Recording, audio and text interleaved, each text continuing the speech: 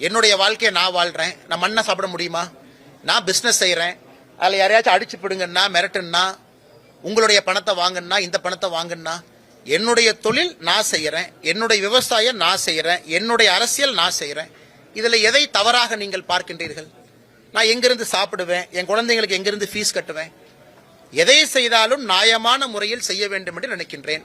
என்னை எந்த தொழிலும் செய்ய வேண்டாம் கையை கட்டி போட்டு விட்டு உட்கார வச்சீங்கன்னா நான் எங்கிருந்து சாப்பிடுவேன்? நாளை காலையில் எங்கிருந்து நான் சட்டை போடுவேன்? எங்கிருந்து நான் அரசியல் பண்ணுவேன்? என் காருக்கு நான் டீசல் எங்கிருந்து போடுவேன்? அதனால எல்லா வேலைகளும் நான் செய்யறேன். செய்யக்கூடிய வேலைகள்ல தவறு நீங்க சொல்லுங்க.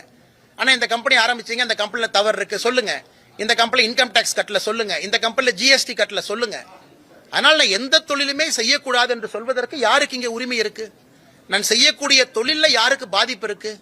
நான் ஏதாச்சும் ஒரு கெமிக்கல் இண்டஸ்ட்ரி வச்சு அதுல ஏதாச்சும் ஒரு மீனை போய் சாவடிச்சுனா, தண்ணியை நான் பால்படுத்தினா, மாசு பண்ணா சொல்லுங்க.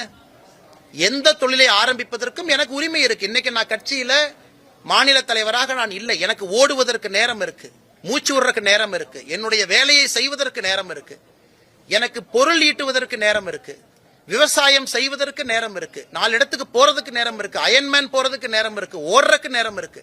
அதனால இது என்னுடைய நேரம், என்னுடைய வாழ்க்கை, நான் வாழ்றேன். அதே நேரத்தில் மக்கள் முன்பு நிற்கிறேன். அதனால நான் செய்வதில் என்ன தவறுன்னு சொல்லுங்க. இல்லைன்னா நீங்க செய்வதில் இதான் தவறுன்னு கை காட்டினா நான் பதில் சொல்றேன். மற்றபடி திமுகவோ வேறு யாரோ ஒருத்தவங்க கை நீட்டி சொன்னால் என்ன தவறு செஞ்சேன்னு சொல்லுங்க. அதனால அப்படித்தான் நான் இருப்பேன். நியாயமான முறையில் நான் பொருள் ஈட்டணும், அதை வைத்து நியாயமான அரசியலை நான் செய்யணும், அதை வைத்து என்னுடைய குழந்தைகள், என்னுடைய குடும்பம் நியாயமான முறையில் வாழணும். என்னுடைய மனைவி வேலைக்கு போறாங்க, என்ன தவறு? வேலைக்கு அவங்க வாழ்க்கை அவங்க வாழ்றாங்க, அவங்க வேலைக்கு போறாங்க. நான் தொழில் செய்யற, என்ன தவறு? அதனால எதுவுமே செய்யக்கூடாதுன்னா வீட்டுல கையை கட்டி கொண்டு வாயை பொத்தி கொண்டு சும்மா நான் உட்கார்ந்து இருக்க முடியுமாண்ணா? நீங்களும் தொழில் பண்றீங்க, நான் 10 பேர்த்த சொல்றேன், ஆமா நான் ஸ்டாக் மார்க்கெட் இன்வெஸ்ட் பண்றேன், நீங்களும் போடுங்கன்னு சொல்றேன். கையில 1000 ரூபாய் இருக்கா, 10,000 இருக்கா, 25,000 இருக்கா? நானும் படிச்சிருக்கேன், இன்ஜினியரிங் படிச்சிருக்கேன், MBA படிச்சிருக்கேன், தலை சிறந்த பல்கலைக்கழகத்தில் படிச்சிருக்கேன். நான் ஸ்டாக் மார்க்கெட்ல போடக்கூடாதா? போடணும், நீங்களும் போடுங்க.